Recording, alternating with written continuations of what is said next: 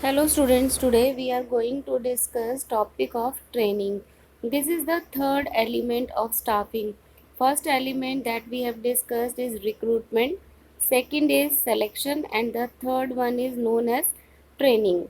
Training means act of increasing the knowledge, technical skills and abilities of an employee for doing a particular job efficiently and effectively. Both existing employee and new employee get acquainted with their jobs and this increase their current job related skill.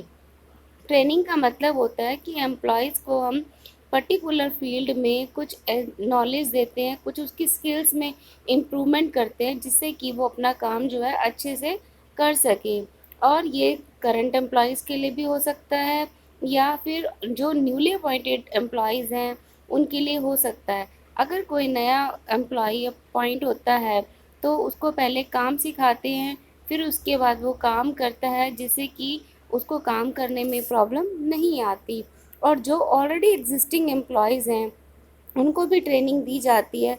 अगर कोई नई चीज़ advancement आती है technology में, machines में advancement आती है, किसी सॉफ्टवेयर में एडवांसमेंट आती है, तो उस केस में जो एग्जिस्टिंग एम्प्लॉयज़ होते हैं उनको पहले ट्रेनिंग दी जाती है।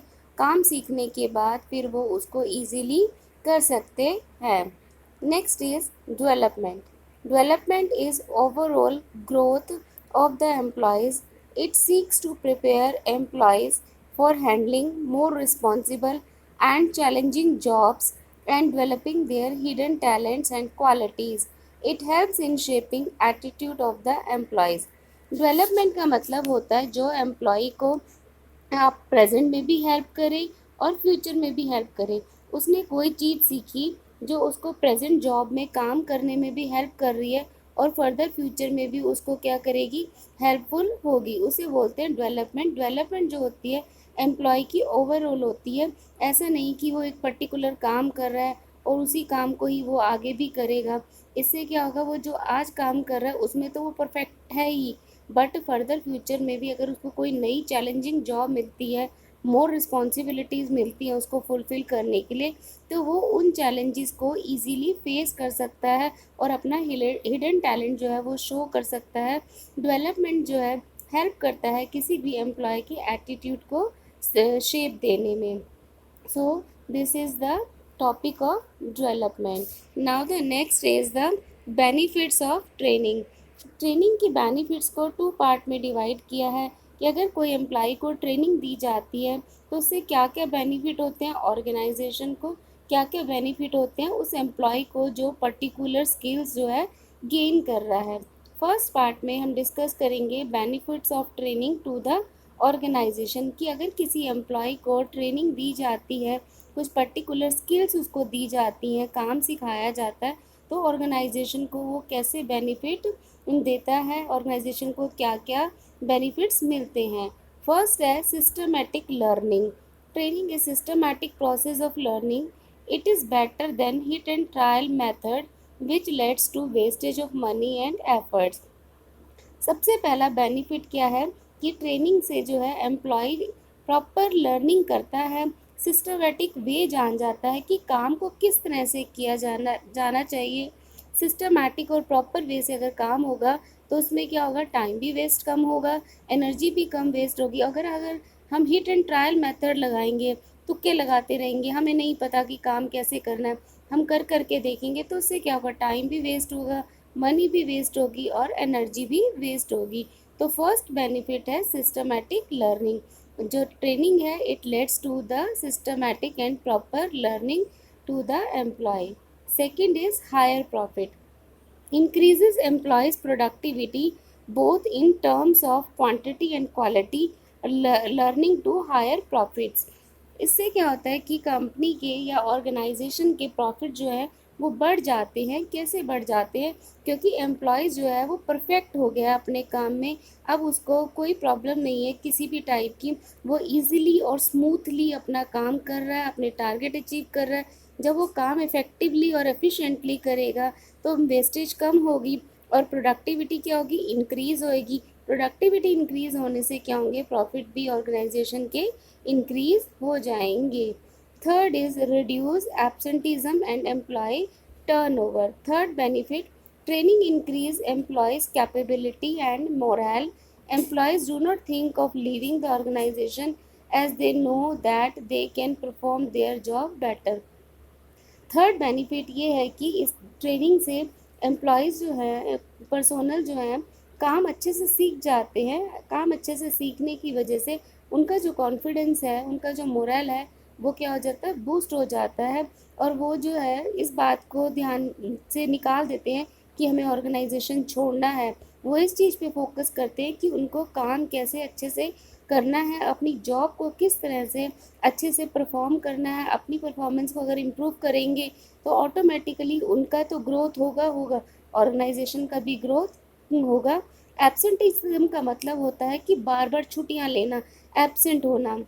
और एम्प्लॉयज़ टर्नओवर का मतलब है कि जो एम्प्लॉयज़ बार बार छोड़ के चले जाते हैं ऑर्गेनाइजेशन में, कभी आज यहाँ पे काम किया, कभी कहीं और काम किया, तो उससे क्या होता है, अगर आप एक जगह टिक के काम नहीं करोगे, एम्प्लॉयज़ एक जगह काम नहीं करेंगे, एक जगह उन्होंने कुछ सीखा और इतने में छोड़ दिया, कहीं और चले गए, फिर कहीं और कुछ सीखा, फिर छोड़ दिया, फिर कहीं और चले गए, तो उससे क्या होगा, वो अपनी परफॉर्मेंस को जो है शो नहीं कर पाएंगे। और परफॉर्मेंस शो नहीं कर पाएंगे तो उनको भी बेनिफिट नहीं होगा और ऑर्गेनाइजेशन को भी बेनिफिट नहीं होगा। बट ट्रेनिंग से ये प्रॉब्लम सॉर्ट आउट हो जाती है, एब्सेंटीज़म की प्रॉब्लम दूर हो जाती है, एम्प्लॉयज़ टर्नओवर की प्रॉब्लम भी रिमूव हो जाती है। Next is minimize the need of supervision. It increase the efficiency and skill of the employees, reducing the need of supervision and control. जब एम्प्लॉयज़ को एक बार काम कर सिखा दिया जाता है तो वो अपना काम खुद से अपने आप से करते हैं। उनको किसी सुपरवाइज़र की ज़रूरत नहीं होती कि कोई उनको आए बार बार गाइड करे, इंस्ट्रक्ट करे, उनको सिखाए, बार बार बताए कि ये काम ऐसे करना है, ऐसे करना है। उस चीज़ की प्रॉब्लम जो है दूर हो जाती है। सुपरविज़न की जो प्रॉब्लम है वो ख़त्म हो जाती है। ट्रेनिंग से उनको स्किल्स जो है आ जाती है, उनमें एफिशिएंसी बढ़ जाती है और वो अपना काम जो है बिना किसी सुपरविज़न और कंट्रोल के इजीली कर सकते हैं। So these are the benefits of training to the organization. Now the next part is benefit of training to the employees. Employees को क्या क्या benefit होते हैं ट्रेनिंग के? फर्स्ट है better career option. Improve skill and knowledge due to training led to better career option of the employees. Training से क्या होता है, उनका जो फर्दर फ्यूचर है वो भी इम्प्रूव हो जाता है, उनका कैरियर ऑप्शंस इंक्रीज हो जाते हैं क्योंकि उन्होंने काम सीख लिया, ट्रेन हो गया, वो उनके पास नॉलेज है, स्किल है, एक्सपीरियंस है, तो वो उनको फर्दर फ्यूचर में क्या करता है, बेनिफिट देता है। उनके कैरियर को इम्प्रूव करने में, उनके कैरियर को सिक्योर करने में ट्रेनिंग जो है कंट्रीब्यूट करता है। सेकेंड बेनिफिट है better earning capacity. Better performance by an employee help him to earn more. इससे क्या होता है, उनकी अर्निंग कैपेसिटी इम्प्रूव होती है।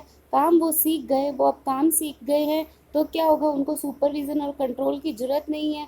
अब काम वो कैसे कर रहे हैं, एफिशिएंटली कर रहे हैं, इफेक्टिवली कर रहे हैं, ज़्यादा प्रोड्यूस कर रहे हैं, ज़्यादा अर्न कर रहे हैं। और अगर फर्दर फ्यूचर में वो चेंज करते हैं जॉब, अब उनके पास स्किल है, उनके पास नॉलेज है, एक्सपीरियंस है, तो वो कहीं बेटर पोस्ट पे और अच्छी इनकम सैलरी पे क्या कर सकते हैं, पोस्टिंग ज्वाइन कर सकते हैं।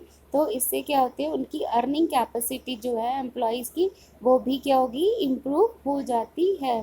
Third is increase moral of the employees. It increase the satisfaction level and moral.